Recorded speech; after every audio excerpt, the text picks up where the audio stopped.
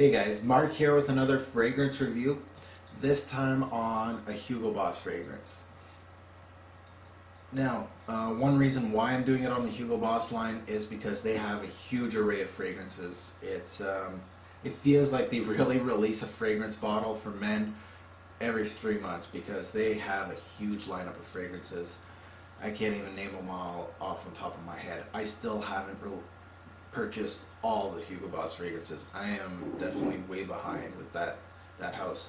But one of my goals this year is to tackle the Hugo Boss line and see what's inside this whole line. Now, a lot of people are going to say, Hugo Boss, this is the most mainstream designer fragrance out there. They're always in the department stores. They have a new bottle every so often. It's just a whole gimmick. They're synthetic. They're terrible fragrances. Don't even look at it. This is for just teens that are looking to upgrade to their Axe bottles. Now, maybe 6 months ago I'd agree with you. I believe that Boss Bottled was a masterpiece. The only Boss fragrance that I even wanted to sniff at the time. I really did not give this line a chance, but I really want to dissect every single one of these bottles and see what's inside of them, and see what, why is Hugo really, doing a lot of research and actually releasing good fragrances, or are they just releasing these out to kids and just be like, here you go. So I'm just going to dissect these like crazy and see what we get. Maybe I'll find another jewel in the Hugo Boss line. I don't know. Maybe I'm going to find nothing, but at least we'll take a look at them. So this is Hugo XY. Now this fragrance was released with a woman's counterpart, which is XX. This is the bottle, guys, and Hugo is known for their gimmicky bottles for the kids. The bottle looks cool, let's buy this fragrance, This one, very simple. Just clear bottle, we got the name of the fragrance, got the metallic tap, that's it. So very simple design. I don't know if this is just Hugo being lazy, or if it's actually just, we're trying to get maybe out of that gimmicky bottle thing. So we'll see. Hugo XY, the box itself, the usual Hugo thing, they do the outline of the bottle on the box here. It's kind of cool. And I got the woman's fragrance. Steph got it. It was one of her first fragrances. She hasn't used much, as you can see. But when I was testing this one out, we were actually, she was wearing hers, and we were just doing like a comparison. And I would say this is a really good pairing, these two, if you're looking for his and hers fragrance. Valentine's Day is coming up. Anybody that's in their 20s or is actually in high school and you're looking to get yourself or your girlfriend or your boyfriend something, this could be a good pairing, XX and XY. I'm not going to say these are bad fragrances. These are both very good fragrances, and I would definitely recommend this as a his and hers fragrance.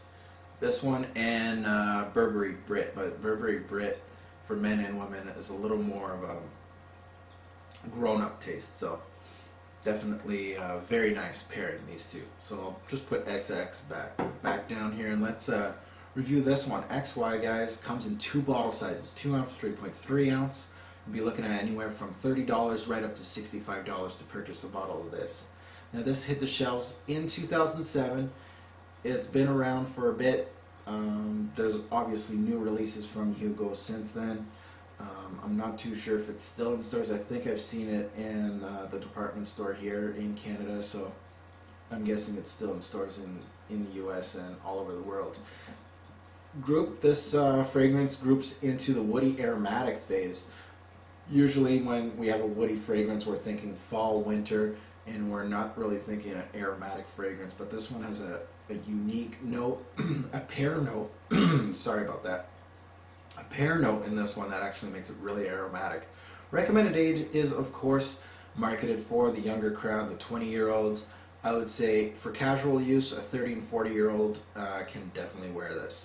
Now, how many sprays and wear? This one I'm going to go fairly liberal, 2 on the chest, 2 on the neck, and I'm set with this fragrance.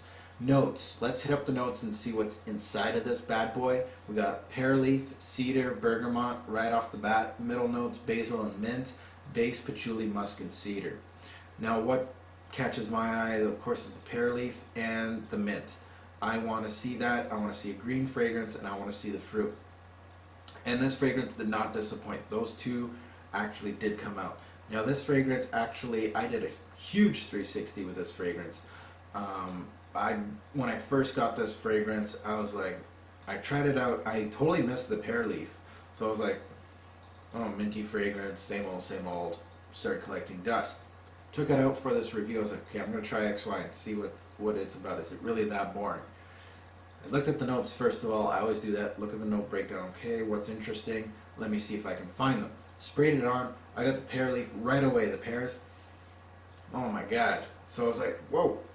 So this one was actually, a total 360. And that's why usually I don't judge fragrances my first 2 times that I wear them. I try them out. If I don't like them, I put them in the back of the cabinet, try them out maybe another 6 months later, and I find something new. So give fragrances a chance, definitely. Now when I think about this fragrance, I think green, green, green, and throw some pears in the green, basically. It's a cool, fruity accord right off the bat. That's the highlight of the fragrance in my eyes. Too bad it leaves right away. So it's really a pear accord. It's right in your face. It's really amazing. I haven't had a pear accord like this. I don't even recall having any pear accord like this. So really nice right off the bat. Too bad it leaves the pears kind of in the background when the mint comes in and the basil. The heart brings in the greenness of this fragrance, which I detect. The basil and the mint, not very hard to find those. They're right off the bat. The mint's not in the sweet variety, so that it's trying to go head to head against the Cartier Roadsters of the world.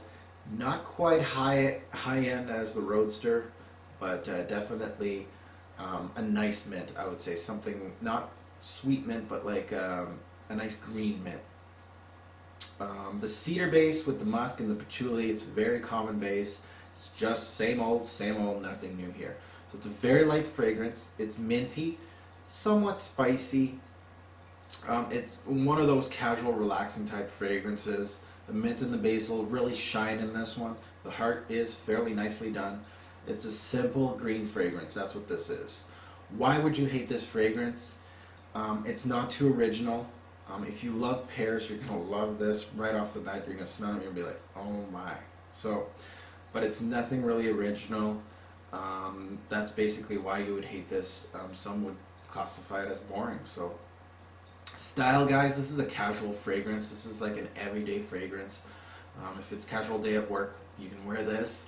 Bottles, I would say this is Cartier Roadster. If you love Cartier Roadster, this is like the little brother. It's not as well done as the Roadster. The mint is definitely amazing in Roadster, but this one does a good job, and the pear note is fantastic. If I try or pass in this fragrance, I would say give it a try. You're not really missing much if you do pass on this fragrance, but if you do love pears, you have to give this one a try. Alright guys, so let's see how this one rates. Alright guys, let's rate Hugo XY. Longevity, 7 out of 10. It gives me around 5 to 7 hours, which is not bad. It almost hits that 6-hour threshold that I like in every fragrance, almost every time. Projection, 7 out of 10. It's right in the middle of everything for Sillage. It doesn't really do much of a scent trail, which is great for work or office and school. So I'm going to say it's a 7 out of 10 on there. Versatility, 8 out of 10. Fairly versatile. It's an everyday casual office school fragrance. You can wear it on the weekend if you're wearing jeans and a t-shirt. It's summer, a spring fragrance. I could even say you can wear it in the fall too. Overall smell and compliments, I'm going to give it 8 out of 10. It's got that pear fragrance right off the bat, that accord, very nice. It gets an 8 out of 10 just because of that. Too bad it doesn't last long. Steph loved the pear accord. Overall, I'm going to give this fragrance a 7 out of 10. It is a pretty good fragrance.